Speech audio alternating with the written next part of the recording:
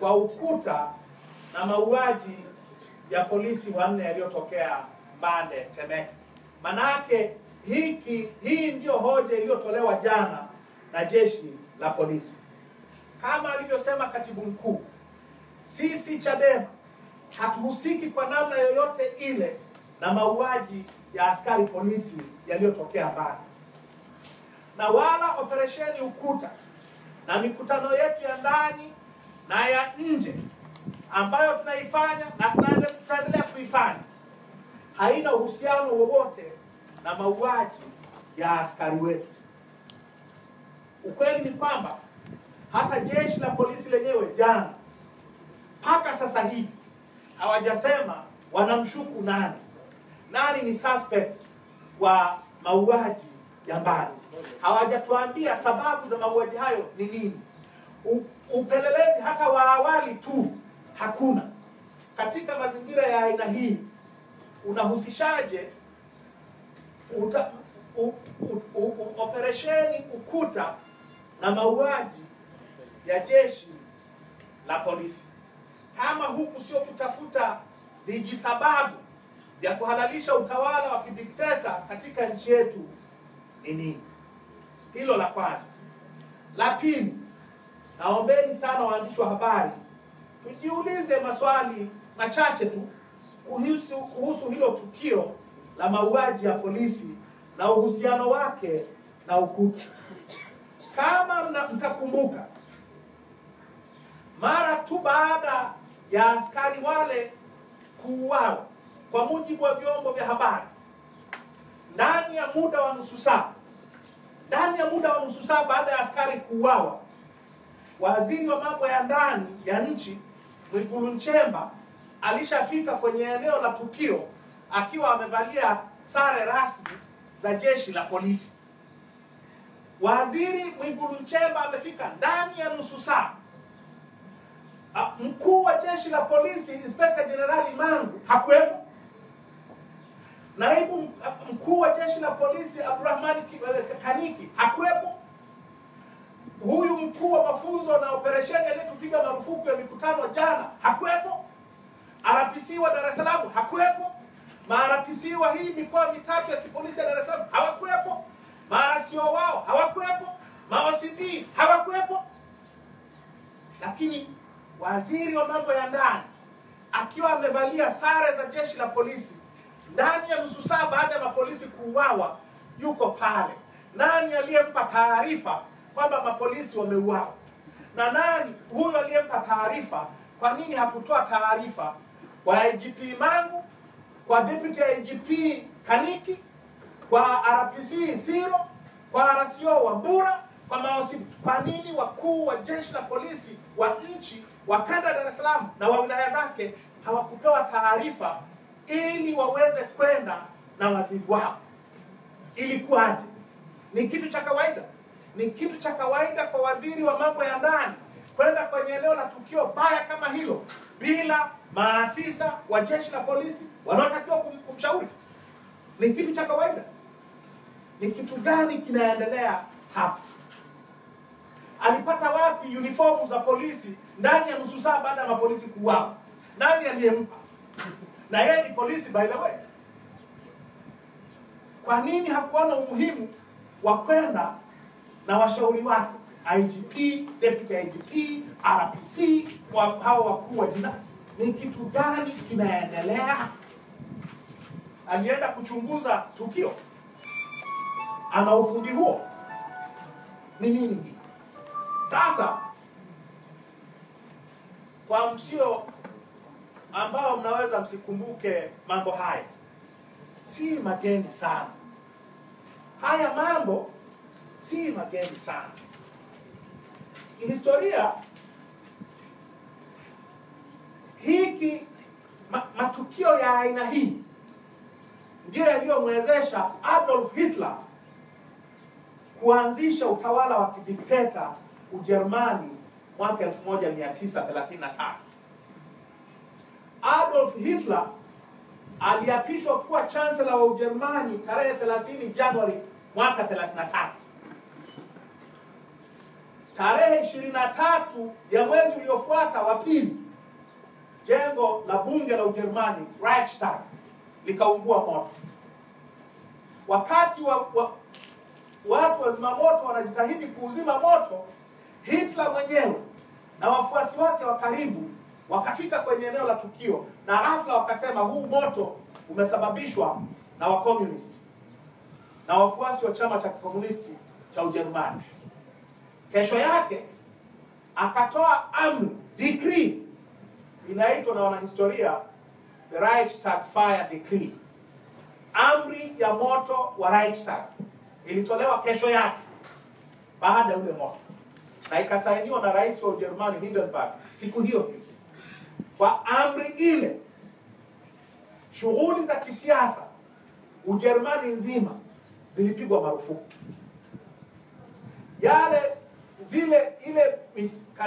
Masharti ya katiba kwamba huwezi kukamata watu na kuwatia nguvuni bila sababu, habeas corpus, ikawekwa pembeni. Haki ya watu kujiunga na vyama, ya kufanya kazi ya siasa, ikawekwa pembeni. Haki ya kutoa mawazo ikawekwa pembeni. Makatazo ya serikali kufanya uspai kwa watu wake, ile haki ya faragha kwenye katiba yetu, ikapigwa marufuku. Ndani ya siku moja baada ya moto wa Reichstag, Hitler alishapiga marufuku katiba ya Ujerumani na haki za Wajerumani za kikatiba, haki za binadamu. Na wote mnafahamu yaliyotokea. Baada ya Hitler aliingiza Ujerumani na dunia nzima katika maafa ya vita kuu ya pili ya dunia. Kisingizio ilikuwa ni moto wa Reichstag. Na Hitler alisema kwamba moto wa Reichstag ilikuwa ni ishara kutoka kwa Mungu kwamba sasa umefika wakati wa kuwashughulikia mahasimu wake. Sasa kwa tamko la jana la jeshi la polisi kwamba ukuta unahusika na mauaji ya jeshi la polisi, mauaji ya askari polisi Bande, hii ndio ishara ya Mungu kwa Magufuli ya kupiga marufuku vyama vya siasa katika nchi hii. Hii ndio ishara ya Magufuli na mapolisi wake ya kukanyaga katiba. Hii ndio ishara ya kukiuka haki za binadamu kwa kutumia kisingizio cha mauaji ya polisi, ambao mpaka sasa hivi polisi hawajasema nani amehusika, kwa nini amehusika, yuko wapi. Hii mauaji ya polisi yanatumiwa kuhalalisha udikteta, kama ambavyo moto wa Reichstag ulitumiwa kuhalalisha udikteta wa Adolf Hitler katika Ujerumani ya karibu miaka 80 iliyopita. Huu ndio tunaouona sisi uhusiano wa hili tukio na matukio ya aina hii katika historia. Sasa ndugu zangu, nataka nizungumze la tatu. Nimesema kwamba jeshi la polisi halina mamlaka ya kutoa amri ya aina hii. Sio kwa sheria ya jeshi la polisi yenyewe, sio kwa sheria ya vyama vya siasa, sio kwa katiba ya Jamhuri ya Muungano wa Tanzania. Jeshi la polisi halina mamlaka ya kupiga marufuku mikutano ya kisiasa. Kwa mujibu wa katiba yetu, inapotokea kuna jambo ambalo linahatarisha nchi, jambo linalohatarisha nchi, janga la kitaifa, vita, tumevamiwa, mwenye mamlaka, naomba nirudie, mwenye mamlaka ya kuzuia utekelezaji wa katiba, mwenye mamlaka ya kusimamisha utekelezaji wa haki za binadamu katika mazingira hayo ya dharura, imempa Rais wa Jamhuri ya Muungano mamlaka ya kutangaza hali ya hatari kwa majanga yanayotokea, yawe ya kutengenezwa na binadamu, yao ya majanga ya asili.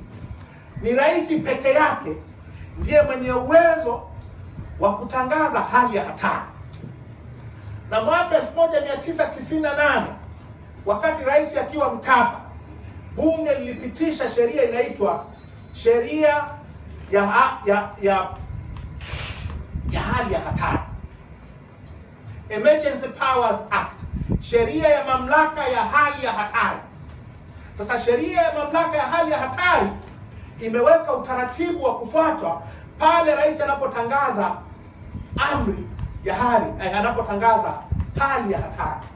Kwanza, rais hawezi kutangaza hali ya hatari mpaka kwanza aombe kibali cha bunge. Akishapata kibali cha bunge, anaweza akatangaza hali ya hatari kwa miezi angalau 3. Ikitokea zaidi inabidi akaombe kibali tena. Pili, athari ya kutangaza hali ya hatari kwa mujibu wa katiba na kwa mujibu wa sheria ya mamlaka ya hali ya hatari ni hii: kusimamisha misingi ya haki za binadamu kwenye katiba. Hali ya hatari ikitangazwa, mikutano ya hadhara na mikutano ya ndani ni marufuku. Sheria ya mamlaka ya hali ya hatari imesema hivi. Huwezi ukaenda mahakamani kudai habeas corpus, ile haki ya kutokukamatwa bila utaratibu. Hizi haki za kibinadamu zilizopo kwenye katiba zinakuwa suspended. Shughuli za kisiasa zinasimama kwa sababu rais ametangaza hali ya hatari kwa kufuata utaratibu wa kikatiba. Sasa tuna tatizo katika nchi hii tangu mtakatifu Rais Pombe Magufuli aingie madarakani. Anafikiri kwamba akishaongea na Mungu wake usiku, akiamka asubuhi, neno lolote analolisema ndio sheria ya Tanzania. Ndio tatizo tulilonalo.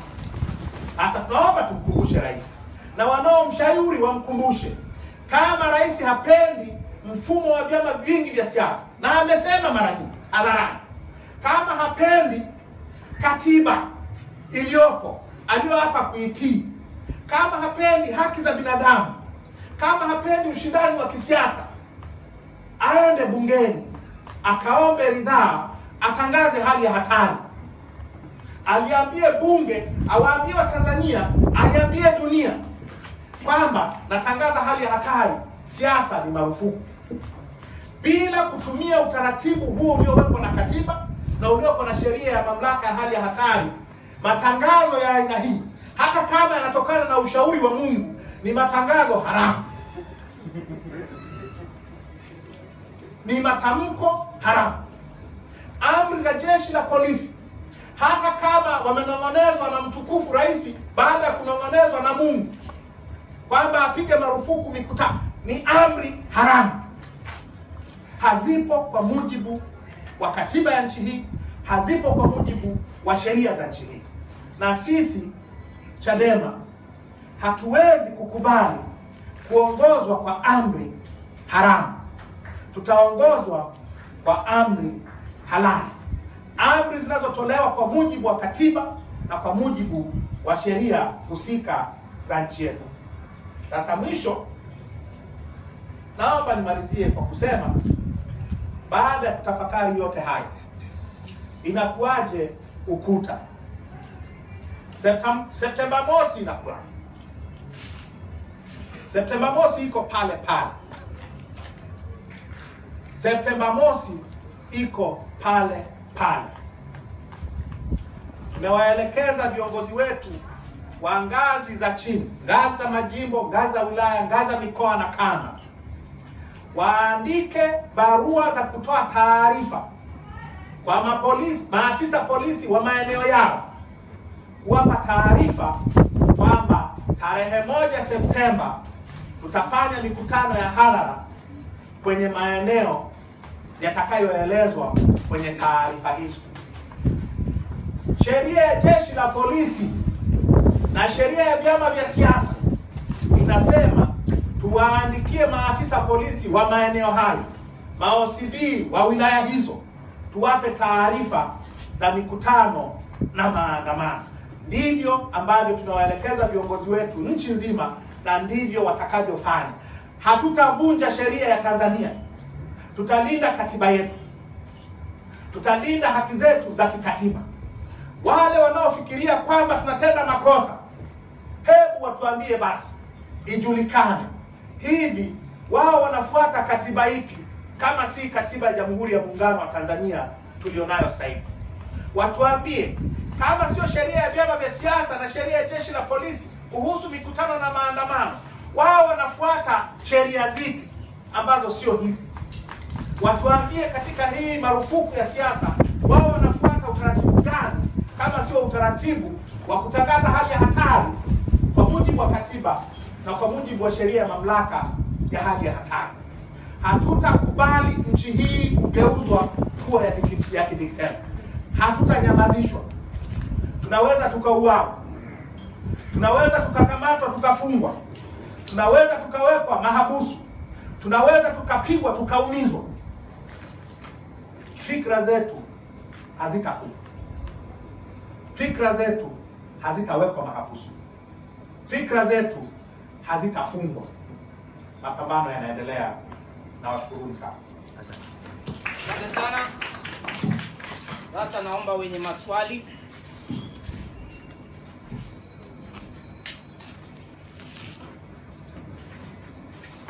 Naomba usimame tu hapo uliko uulize chapchap. Naomba usogee huko mbele tafadhali, hata usikie. Kuna mic. Kuna mic ya mbele. Ngoja kuletee mic. Naomba.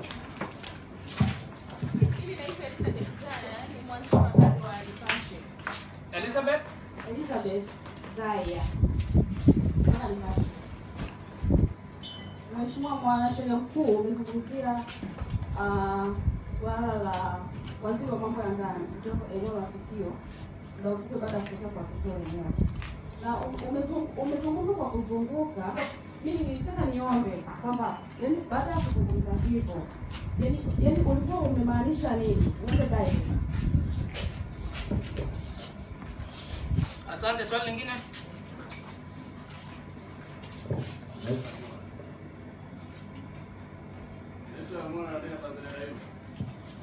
Tunaelekeza kwa waziri aliyewahi kuwa waziri wa mambo ya ndani. Tukio la waziri wa mambo ya ndani kuonekana katika tukio kama amevaa nguo za jeshi la polisi. Alikuwa sahihi?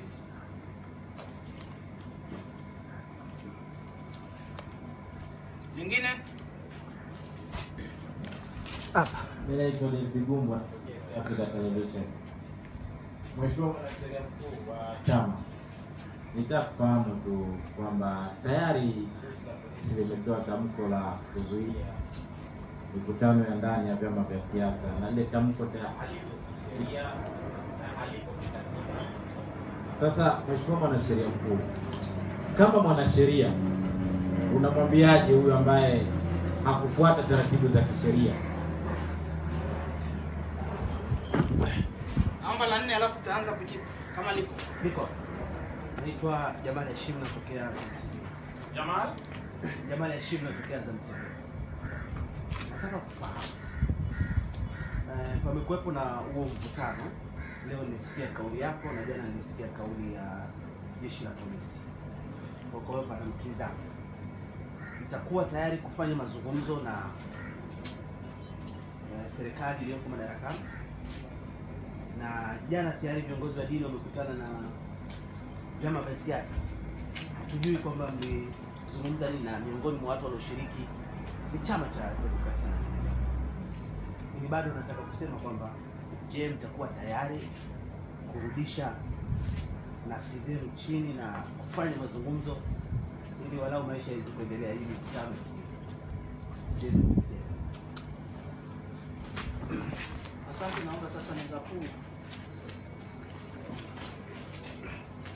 Asanteni, naomba nishukuru wote waliouliza maswali. Labda najua swali la kwanza na la pili kidogo yataendana na uzoefu wa kiuongozi na kiutawala ndani ya taasisi, na kuna maswali mengine yameenda moja kwa moja kwa mwanasheria, lakini swali la Mheshimiwa Jamali Nalijibu tu kwa kifupi kwamba hatujawahi kukataa kwenda kwenye mazungumzo yoyote, na mtu ambaye ni muungwana huwa anahakikisha kwamba anasimamia ukweli bila kutetereka, na anatumia kila njia ambayo itamsaidia kufikia huo ukweli. Kwa kama mazungumzo yanaweza yakaenda kurudisha utawala wa sheria hapa nchini, tutayafanya usiku yoyote ambayo itafaa kwa mahitaji ya wakati na watu waliopo na eneo husika, kuhakikisha kwamba kuna utawala wa sheria ndani ya nchi yetu. Sasa naomba niagawe maswali matatu katika mwelekeo. Ningependa sana swali la mwisho lilitolewa ufafanuzi na mjumbe wa kamati kuu, Mheshimiwa sana Profesa Mwesigwa Baregu, na nasema hivi kwa sababu maalum. Huyu ni mtaalamu wa sayansi ya siasa na atakuelezea ni kwa nini ni kosa kubwa kwa raia kwenye nchi kutii amri isiyo halali. Huyu atakupa ufafanuzi wa kisiasa. Mheshimiwa sana mwanasheria mbobezi msomi Lawrence Masha atatuelezea, amekaa sana pale mambo ya ndani, atatuelezea ni jinsi gani tunaweza tukawa tumekengeuka, na nadhani swala mwisho itamalizia. Kwa hiyo huu ndio utakuwa utaratibu wa kurespond kwenye haya maswali kwa sasa hivi. Naomba nianze na Mheshimiwa Lawrence ili aweze kuelezea kwa kinagaubaga. Karibu. Nakushukuru sana. Mheshimiwa Katibu Mkuu, nakushukuru sana. Nafikiri awali ya yote ningependa kuungana na Katibu Mkuu na uongozi wa Chadema kwa kutoa pole. Kidogo sana.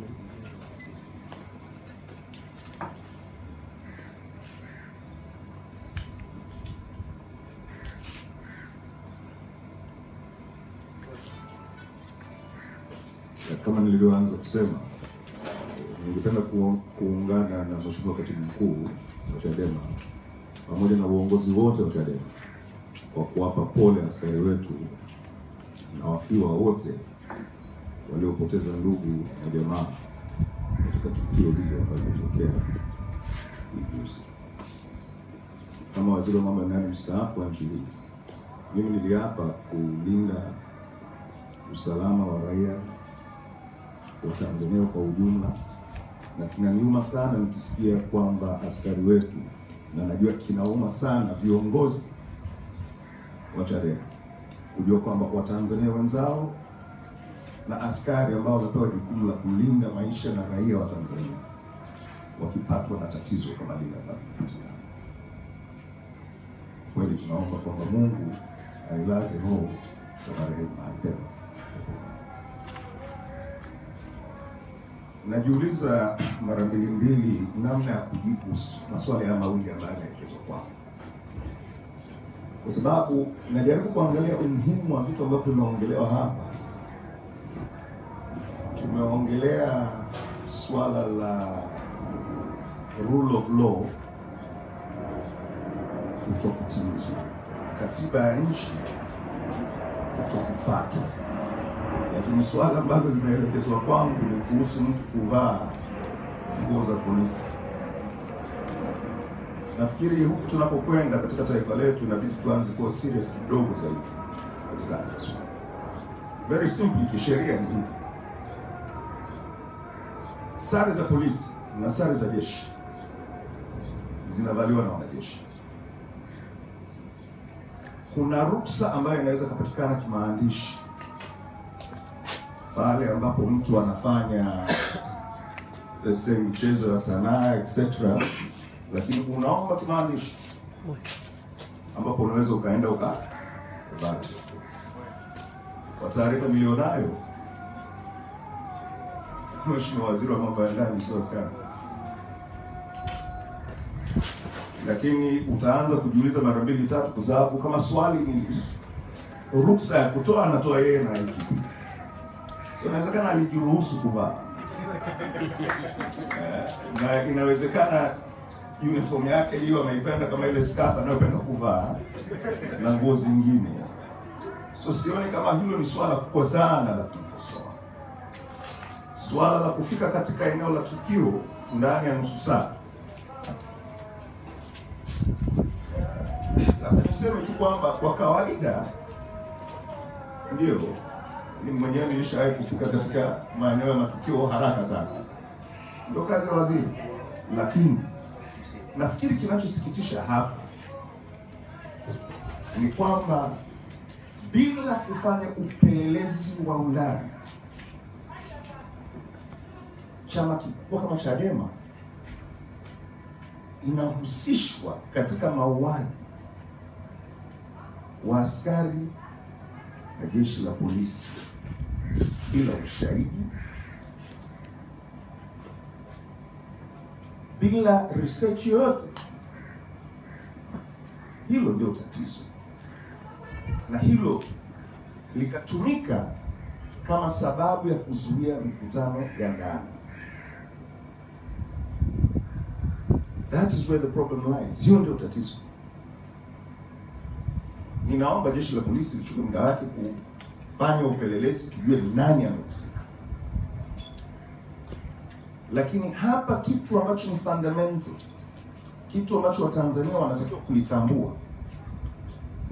Leo hii sasa mimi na hofu, nikiamua kwamba nina harusi nyumbani, nikiamua kualika ndugu zangu hapa nyumbani kwa ajili ya kikao, naweza nikafungwa. Kwa sababu unajuaje tunaenda kuongea nini? Ile freedom of movement imekuwa curtailed. Sijui naweza nikakutana naye ofisini. Ukisema kwamba huruhusu mkutano ya ndani, hivi katibu mkuu anaruhusiwa kuja kwenye ofisi yake na kukutana na katibu mwenezi? Huu ni mkutano wa ndani au anafanya kazi yake ya kila siku? Hivi ndio vitu ambavyo tunatakiwa kukaa na kuviangalia. Nchi hii inatawaliwa na sheria. Aliongea jana, anasema mimi nilikuwa waziri wa mambo ya ndani. Kisheria na kikatiba, huyo afisa ana madaraka gani ya kuzuia mkutano? Sheria iko wazi. Mikutano ya hadhara unatoa taarifa. Na unatoa taarifa sio kwamba polisi wakukataze. No. As a matter of fact, kuna wengi wana misinterpret sheria yenyewe. Ni kwamba unatoa taarifa kwamba unataka kufanya mkutano wa hadhara ili wao walete na waprovide ulinzi wa kutosha kuhakikisha kuna usalama. Sio kwamba wao wakataze mkutano. Wamekuwa wakikosea. Sasa wanaenda overboard. Ili swala la kukataza mkutano ya ndani ni a total breach ya sheria za nchi. Na mimi kitu labda niseme hivi kwamba sisi wengine, kama nilivyosema hapo awali, mimi niliapa kulinda mali na maisha ya Watanzania. Na pamoja na kwamba leo hii mimi sio waziri wa mambo ya ndani, ni kiapo ambacho nakichukua very serious. Lakini niliapa pia kulinda sheria za Tanzania. Nimeshika hiyo nafasi ya waziri wa mambo ya ndani kwa kipindi cha miaka 5. Kwani nilipiga marufuku mikutano? Mikutano mbona ilikuwa inaendelea? Dialogue ilikuwa inaendelea. Ni dialogue ndio imesababisha hata huko Zanzibar kuja kupata at the time serikali ya maridhiano. Dialogue. Nimemuuliza katibu mkuu hapa kama tutakuwa tayari kuongea na serikali. Unajua kuna mambo haya, mimi nafikiri kikubwa ambacho kipo, wao ndio wakubwa, waseme wao wako tayari kuongea. Wao sasa hivi wanachosema ni kwamba sisi tusifanye maandamano. Walishawahi kutuita tukae tuongee. Let us be bold. When hili I might be speaking out of 10 na mtaniruhusu,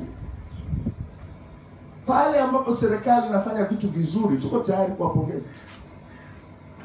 Kuna mengi ambayo serikali inafanya ambayo sisi wenyewe tulikuwa tunaongelea kipindi cha kampeni. ndio tumeanza kuongelea masuala ya corruption. Leo hii watu wanakamatwa, wanawekwa ndani. Some of the things which are being done are right. However, kama kuna kitu ambacho mimi kama mwanasheria na insist lazima ifanyike, ni the rule of law. Kuna fundamental principles katika common law countries ambayo Tanzania ni moja wapo. Moja, kuna presumption of innocence. Unajua katika nchi zingine kuna sheria za aina mbili, kuna Roman Dutch law na kuna common law. Kwenye Roman Dutch law actually kuna presumption of guilt before innocence. Kwenye military law, jeshini you're guilty until proven innocent. Kwenye common law, you're innocent until proven guilty. It is one of the fundamental principles ambayo inaongoza taifa letu hili. Tukifikia hatua ambapo ndani ya nchi yetu hatuheshimu sheria zetu sisi wenyewe, tunapata tatizo kubwa sana. Na kitu ambacho ningependa kuwakumbusha viongozi wetu wa nchi hii, akiwemo kakaangu Mheshimiwa Magufuli, ni hivi: sheria works both ways. Mara mia uheshimu sheria leo hii, itakulinda baadaye. Na history is a proper judge of human character and things you have done. Unaweza ukatumia ukubwa wako leo hii kunyanyasa watu, lakini historia itakuja kukuhukumu kwa yale ambayo unawafanyia watu vibaya.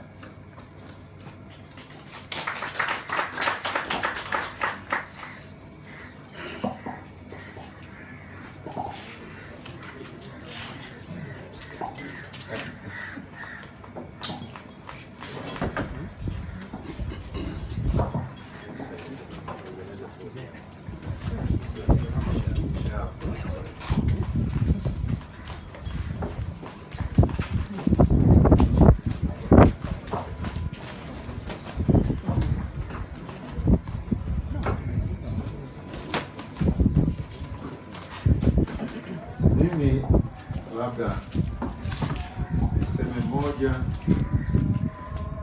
au mawili.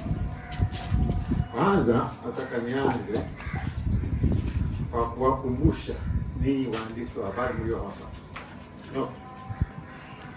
kwamba ninyi ni zao la struggles ambazo tumezifanya kwa muda karibu miaka 30 tukitafuta demokrasia. Ongezeko la vyombo vya habari msije mkalichukulia kwamba ni jambo la kawaida. Tumepigana, tumepambana, ndio tukafika hapa tulipo. Naona mko wengi, sio ajira tu, lakini mnatoa mawazo na influence watu, na influence mawazo ya watu.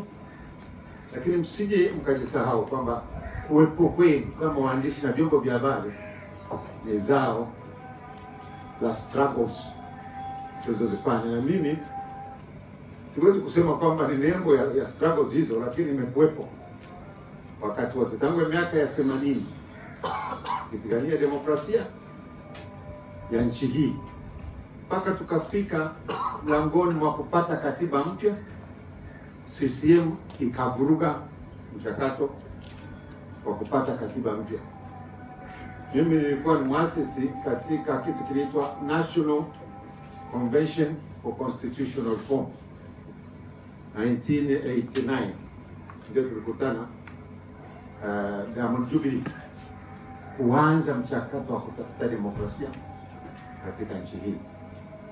Hilo tu nilitaka niseme kusudi msije mkafikiri ni swala la mapambano kati ya Chadema na polisi, kati ya Chadema na ni mapambano dhidi ya watu ambao wanataka kurudisha misingi ambayo tumeipata hapa katikati, wanataka kuirudisha nyuma. Na kama ikirudi nyuma, hakuna atakayekuwa salama.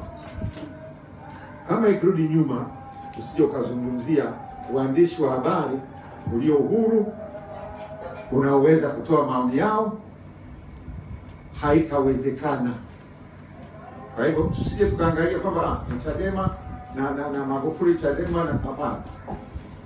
Vita inayopigwa sasa hivi ni vita dhidi ya demokrasia ambayo tumeweza kuipata kwa kupambana, hatukupewa. Tumepambana ndio tukafika hapa tulipo. Kwa hivyo mimi kama mimi inaniumiza sana binafsi. Katika miaka yangu hii 72, karibu nusu ya miaka hiyo nimewekeza kwenye mapambano haya ili vizazi vijavyo viishi kwa uhuru.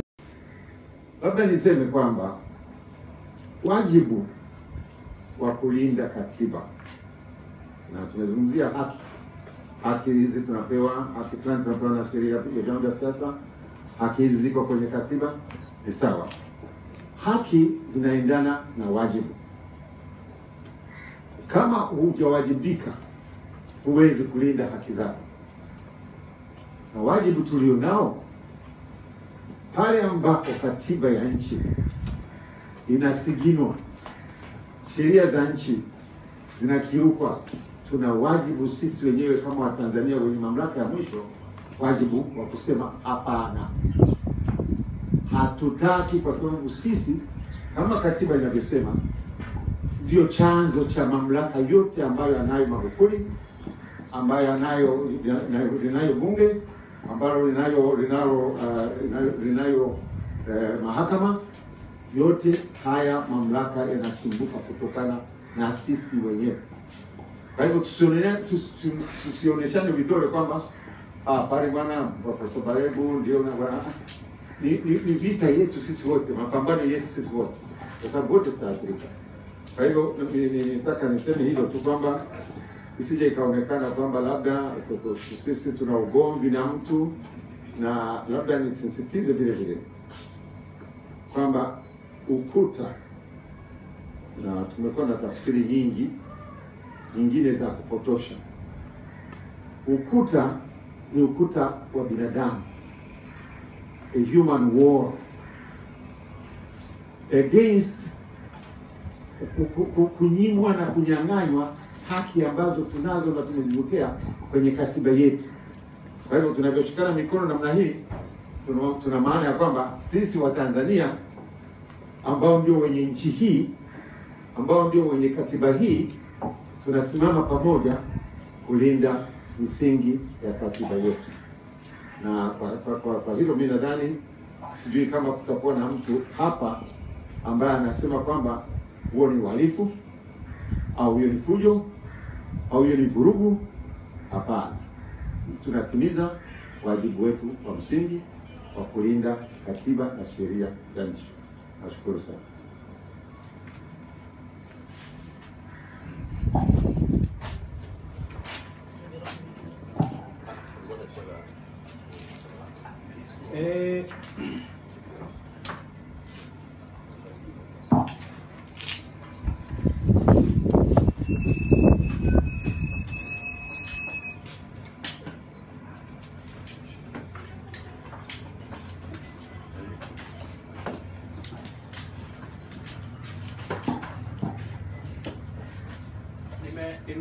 Nimeulizwa maswali mawili na Elizabeth pamoja na muulizaji kutoka East African TV.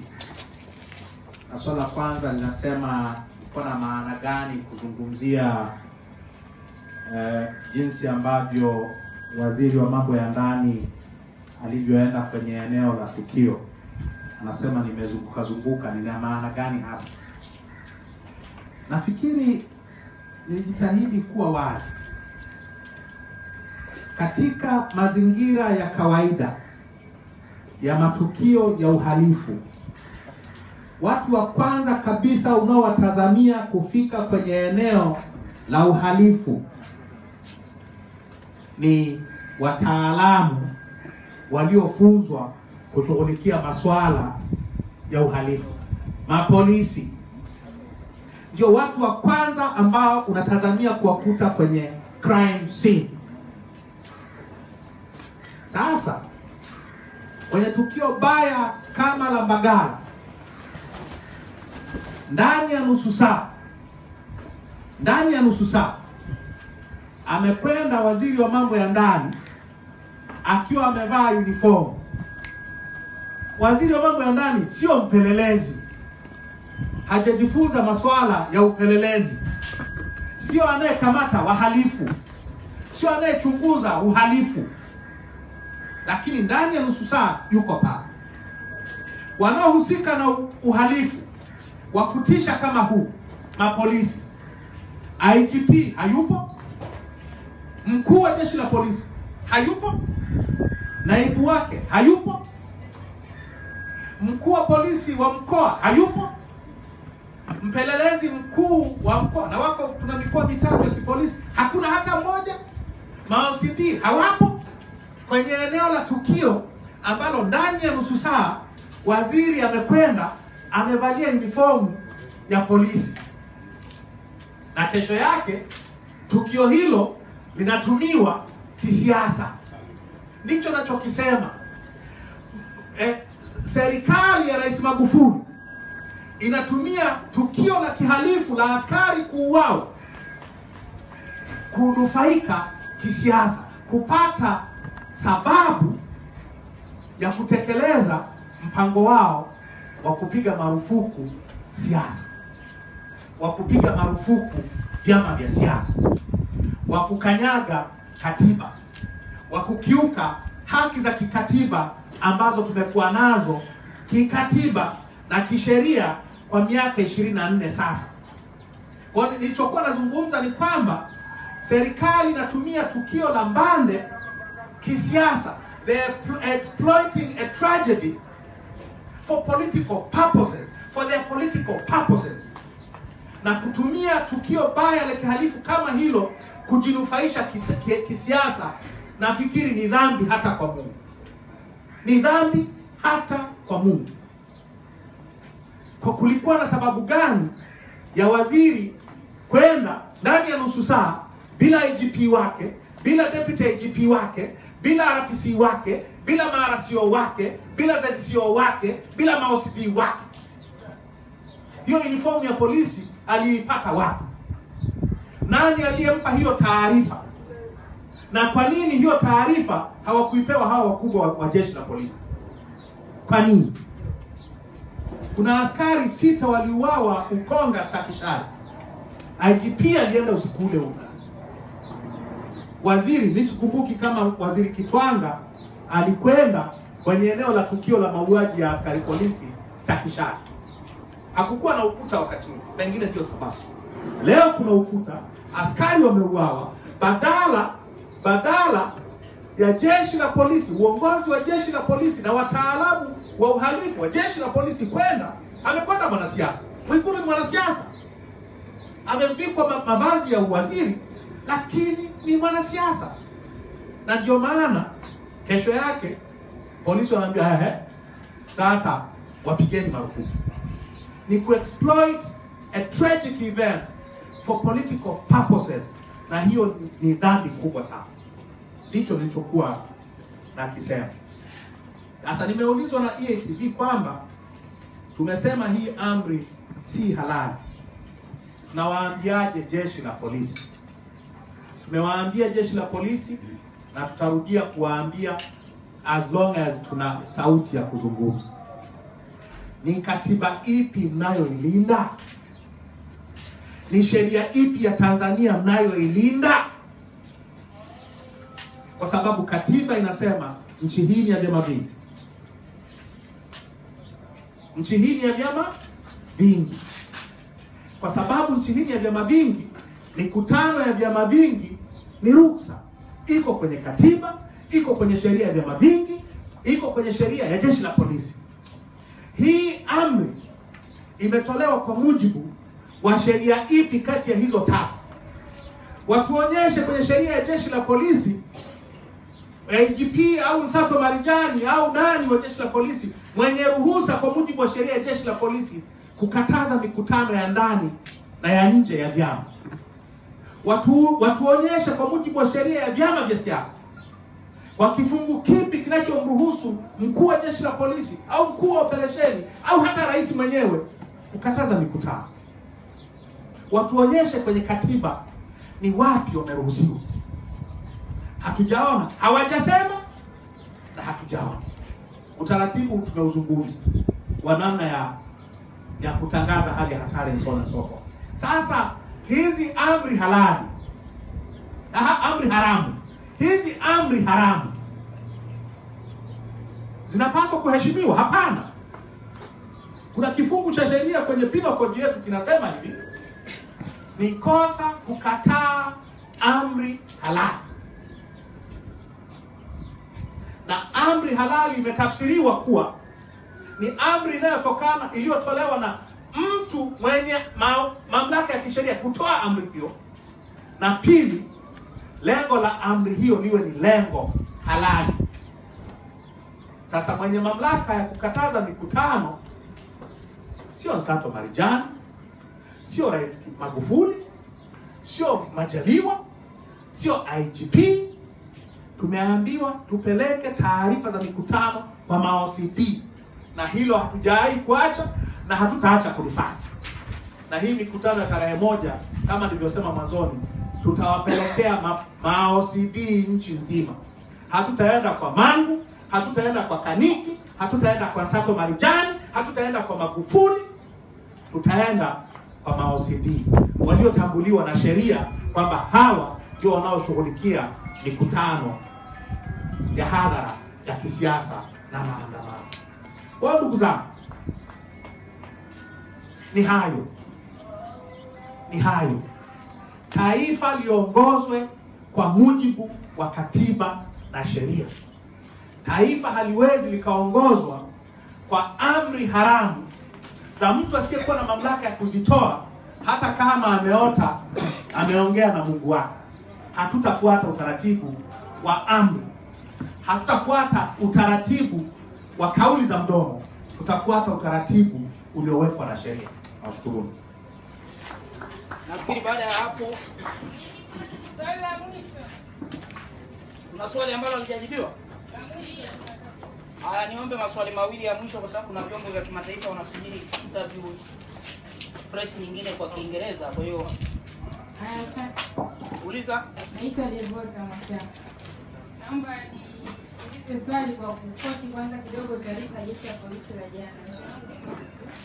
Inasema taarifa hii ilitolewa na Nsato Marijani Msanzia, CP, Kamishna Operation na mafunzo makao makuu ya polisi. Wako baadhi ya viongozi wa kisiasa ambao wamesikika katika majukwaa ya kisiasa wakihamasisha wafuasi wao wawashambulia askari wa jeshi la polisi. Swali langu sasa kwa nyinyi kama chama, kuna yoyote kati yenu labda alishawahi kwenda kuhojiwa polisi kwa tuhuma za kutoa kauli kama hivi jukwaani au kwenye mikutano yenu? Swali la mwisho.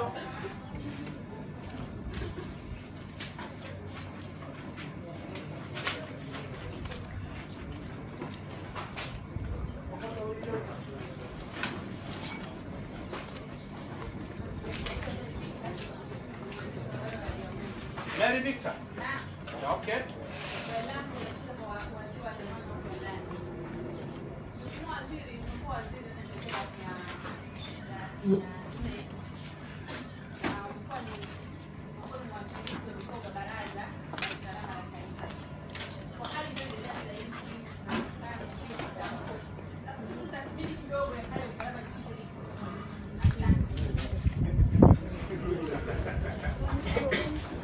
Asante, naomba sasa.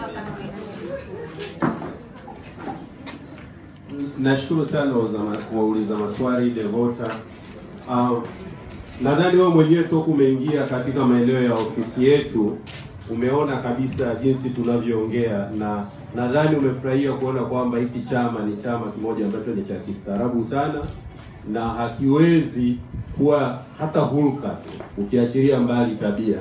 Na umeona kabisa chama hiki sio chama cha mtu mmoja kama ambavyo umezoea kusikia baadhi ya watu wakisema kwamba ile ni SACCOS. Umeona hapa tumeshirikiana, na hii ni safu ya watu wachache tu.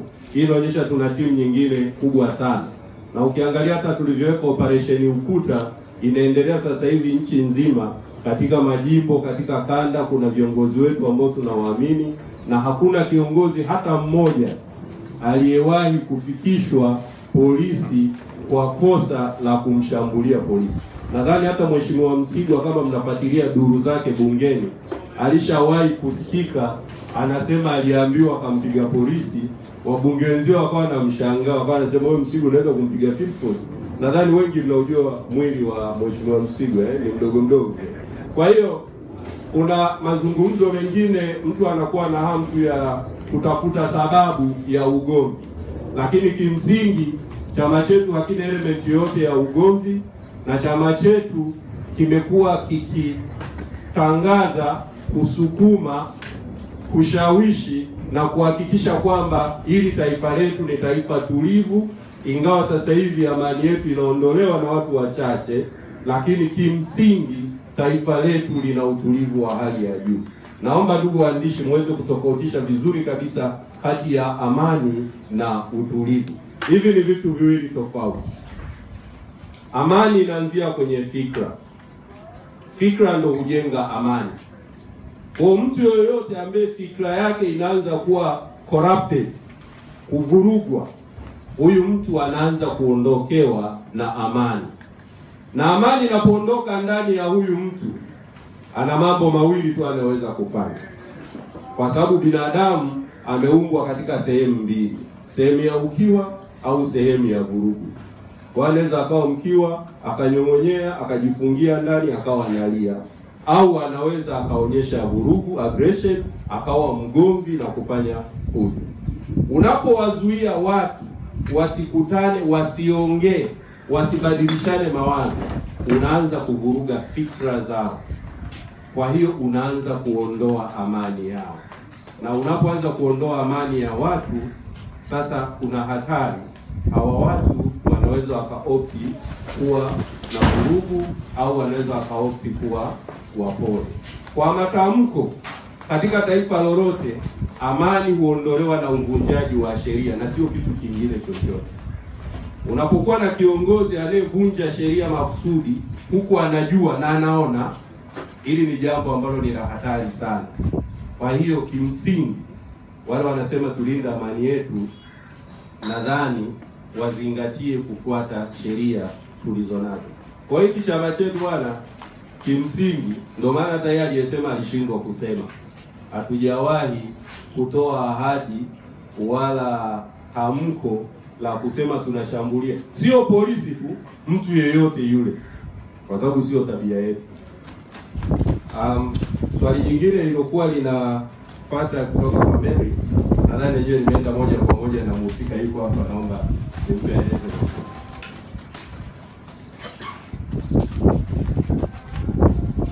Labda nianze kwa kusema kwamba hapa nilipo sasa hivi kama waziri mstaafu wa mambo ya ndani, mimi sipokee ripoti zote za kiintelijensia.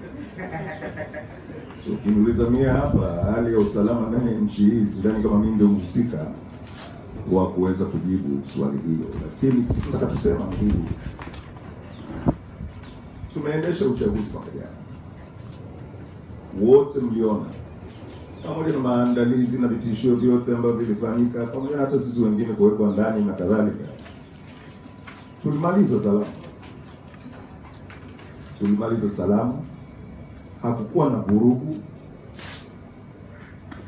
na mwisho wa siku hata hayo matokeo, pamoja na kwamba tulikuwa hatuna imani nayo, tuliyakubali.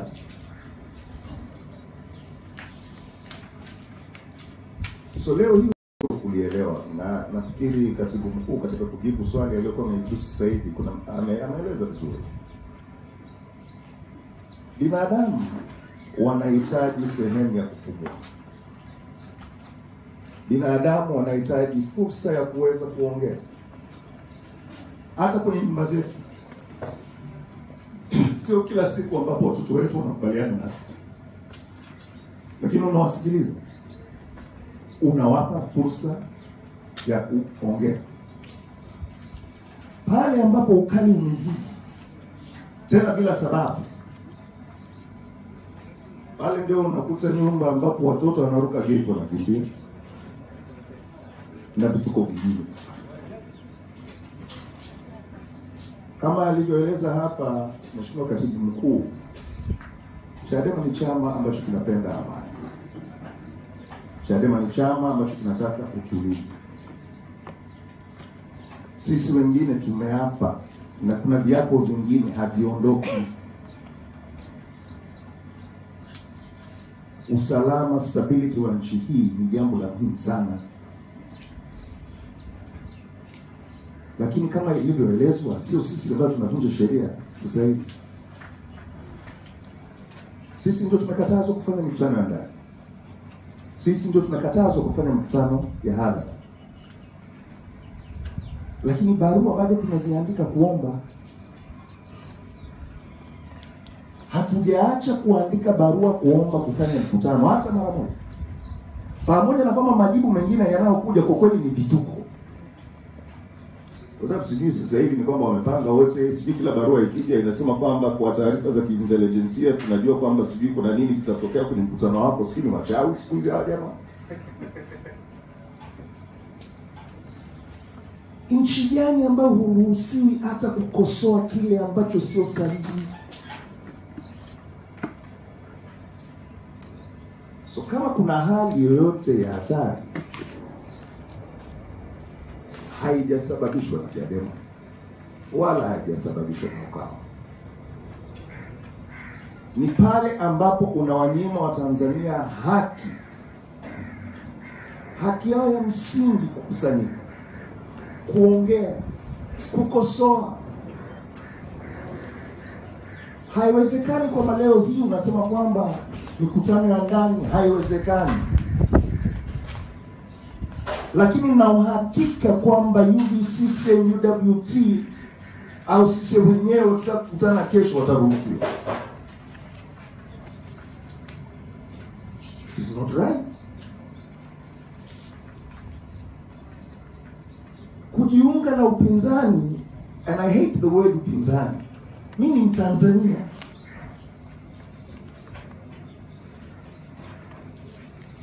Na ni Mtanzania kwanza. Baadhi ya maamuzi ambayo tunayafanya kwa sababu tuna watoto, tuna ndugu ndani ya nchi hii ambao wanategemea kuwa na level playing field. Mimi hapa nilipo naweza nikaamka nikaenda nikafundisha political science, African studies wapi popote pale ulimwenguni. My law degree is recognized. Sina uhakika kama watoto wangu katika system na framework hii wanaweza kufanikiwa kama mimi nilivyofanikiwa. Na ndio jambo ambalo watu wengi wanataka kukaa kufikiria. Ndugu zangu ambao bado wako ndani ya chama CCM wanacheka sana siku hizi mkutano. Wanaambia Masha urudi. Naambia nirudi kufanya nini?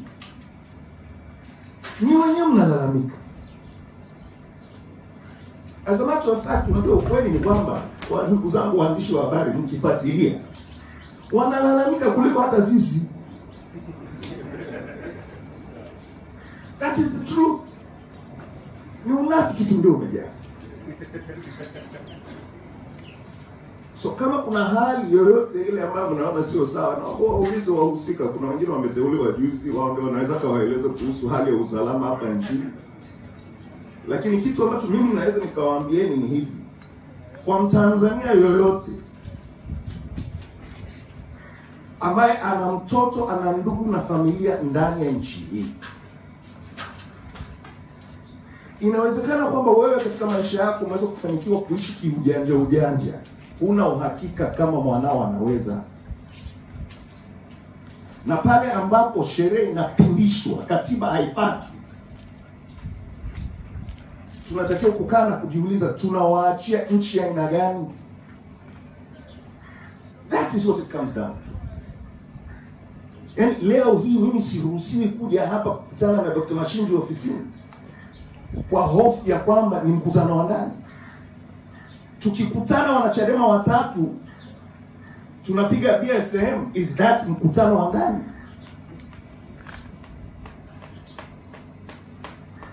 Leo nimesikia kingine ambacho nilichoka kabisa. Kuna watu walikuwa wanataka kufanya harambee kwa ajili ya kanisa, wakaanza kuulizwa, mnataka kufanya hiyo harambee, mmewalika kina nani? Have we reached that point? Tunaanza kuulizana mmemwalika nani? This is not the Tanzania ambayo tulikuwa tunaijua. Sio lazima tukubaliane na tuelewane vitu vyote, lakini lazima tupewe fursa ya kuweza kuambizana ukweli. Let us debate, let us talk, let us discuss, tujenge nchi yetu kwa pamoja. Wamechukua nchi hii miaka mitano na sisi tunajiandaa 2020. Lakini leo hii tunapoambiwa hata kukutana ni tabu, that is fundamentally wrong, ni unconstitutional. Hili tofauti, kuna mzee Baregu na kuna sisi. Actually watu ambao hawana hii patience ni watoto wetu actually. Sisi tunaweza kukaa hapa tukaendelea kuyaongea haya, tukaongea tukasikilizana. Watoto wetu wanatuangalia, the ones who are 21 years old, 18, wanauliza hivi nyinyi watu ni wazima nyinyi?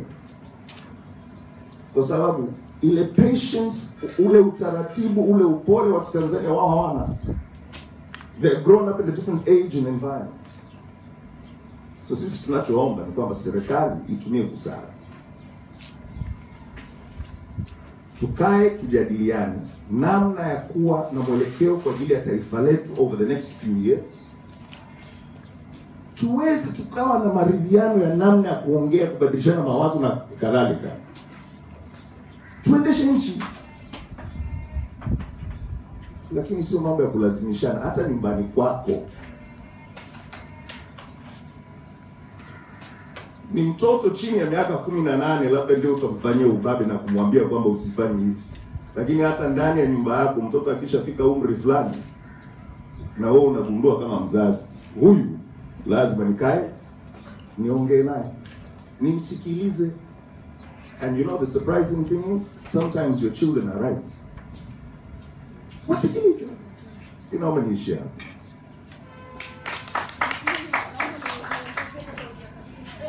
Swali tena.